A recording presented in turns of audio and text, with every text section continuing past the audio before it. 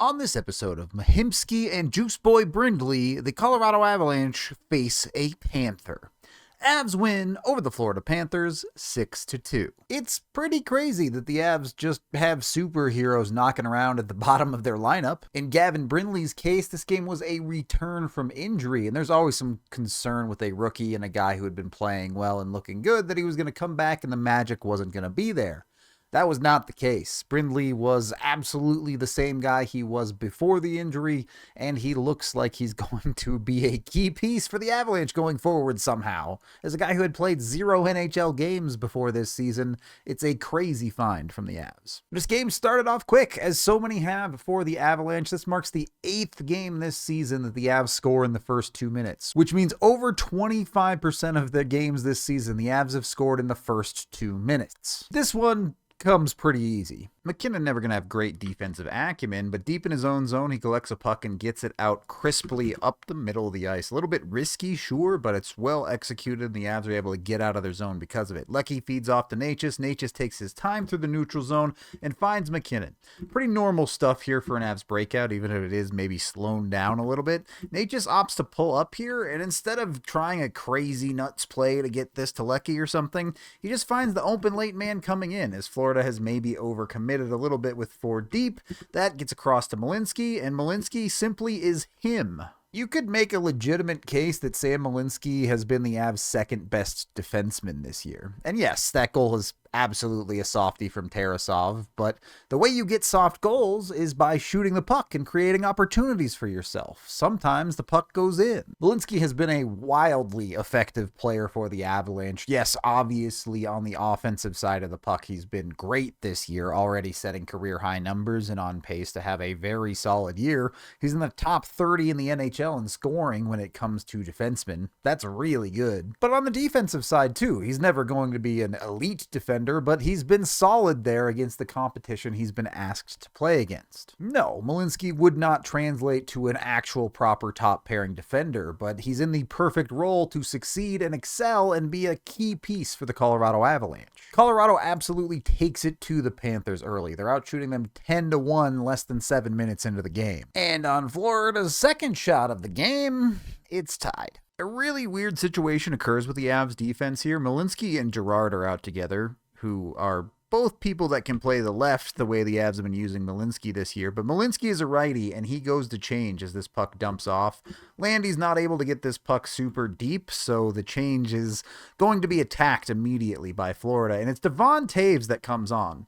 So you just took a righty off the ice for a lefty, and you end up in this weird situation where Toews feels a little bit lost. He knows he's coming on for a guy that is the offhand of him, so he's thinking, oh, I got to get across the ice far. Girard kind of tried to step up in the neutral zone. It wasn't a particularly good play and puts himself behind the play, and Toews doesn't realize until too late that he actually needed to come and help Girard instead of covering the opposite side of the ice, so it just leaves entirely too much room. They try to force him to the outside, but you can see he's inside of the face-off dot. It's not really the outside, so this is a quality opportunity. He's going to beat Blackwood short side, which you don't love, but yeah, you also want better defense. Yeah, that's a lot of bad miscommunication, poor defensive coverage from both your defenders, and then Blackwood gets beat short side.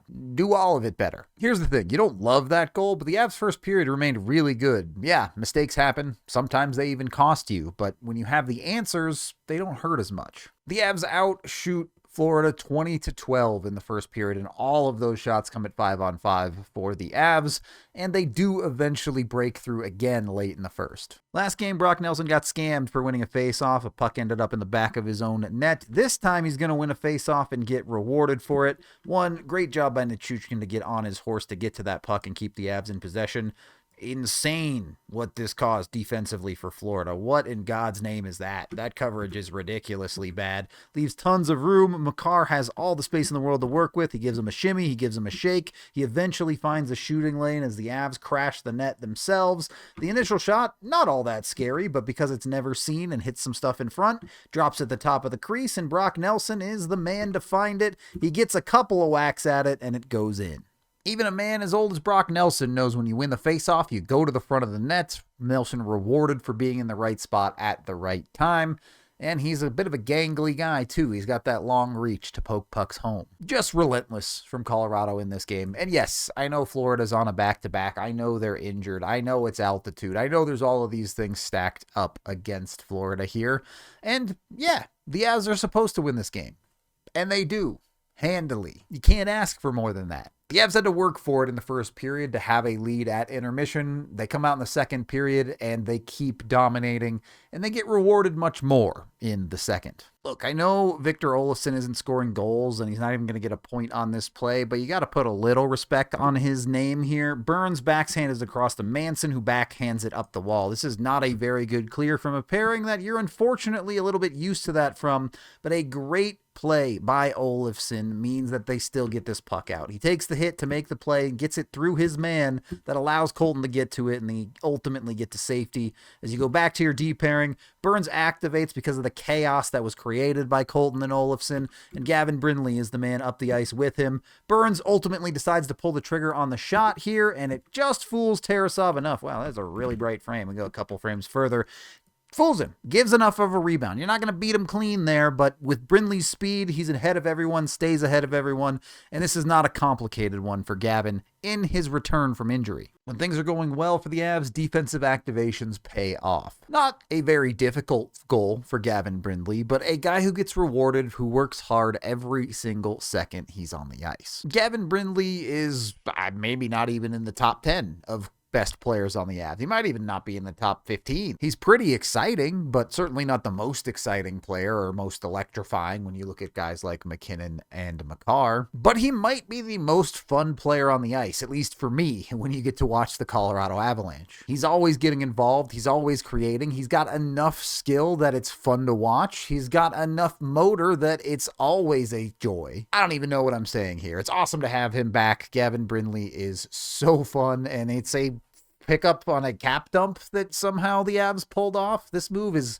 already criminally underrated outside of Colorado. I think the Avs fan base are pretty aware of it, but some really nice work from C-Mac in the front office. That gave the Avs a multi-goal lead, and then they start hammering nails into the coffin pretty quickly. Look, I'm not going to sugarcoat it. Girard did not have a good game here, but that doesn't mean he can't make good plays. This play starts with Girard blocking a pass, and the Avs are able to collect off of that and hit their breakout. And as they get up the ice, it's Sam Girard that jumps into the play, gets them into the neutral zone, and then makes more smart decisions. Defers to Nathan MacKinnon after dragging the forward defending in the neutral zone to him, which gives the Avs a very easy entry. After MacKinnon goes in and pulls up, he goes back to Girard. We all know it. Girard's not a good shooter. No one's expecting him to fire pucks in from the outside. Girard knows it too, so he fakes a shot, surprisingly gets a good commit out of the forward, and then defers to Nathan MacKinnon. Nathan MacKinnon, a much better shooter than Girard, and why do pucks like this go in for Nathan MacKinnon? Simply because he's better than everybody else. We have not seen that floater go in for Nathan MacKinnon in quite a while, so it's good to see him nab one of those. He continues to score at a completely torrid pace, 25 goals on the season, which only 2 other players in the NHL have even hit 20, and both of them have played one more game than MacKinnon has. The Avs have so many good hockey players. That lead wasn't enough. Marty Necas is apparently still feeling sick. The Avs cut his minutes, put Gavin Brindley on the top line, and it immediately works. This is how the Avs just bury you with speed. All 5 Avs in frame here. Only 2 Florida Panthers in frame here. Taves is collecting the puck and the Avs are heading up the ice. And you can see Florida tried to attack. They thought they had more time here. They don't. As they take off, Taves gets it up to Brindley. Brindley's able to receive this on the backhand nicely. Leckie isn't even looking. This man is sprinting as hard as he can up the ice.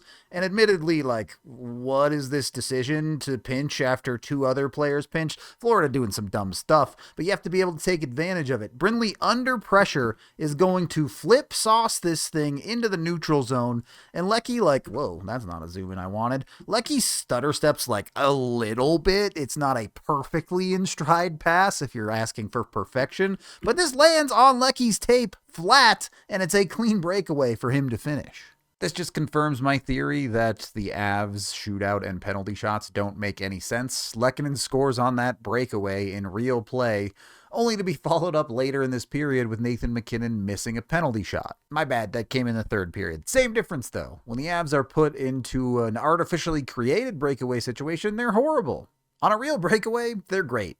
Science cannot explain this team. That put the game at 5-1, and the Avs were pretty comfortable from here. They definitely let their foot off the gas, as they had earned at that point, and they mostly coasted this one home. They did go 0 for 3 on the power play. They scored a power play goal, but were very clearly offside on it, so it gets called back. The power play remains bad. Oh, I don't know what you want me to tell you, man. Put Brindley on it, I guess. Florida also had a goal called back for kicking it in this one. I think it was a pretty clear kick, but it's the NHL, so of course you never know. But it goes the Avs' way. Gabe Landeskog is able to find a rebound and put one home in at the third period. Always awesome to see Landy score, even if he is becoming the king of meaningless goals a little bit lately. And for the sake of completion, another puck does end up in the back of the Avs' net, but it was to make it 6-2 with 7 minutes left in the game, so who really cares? In many, many games this year, the Avs have gotten their opponent's A game. And when they get that, they have to play them tight, scrap out wins, and find ways to get the job done. And they've done a great job of that.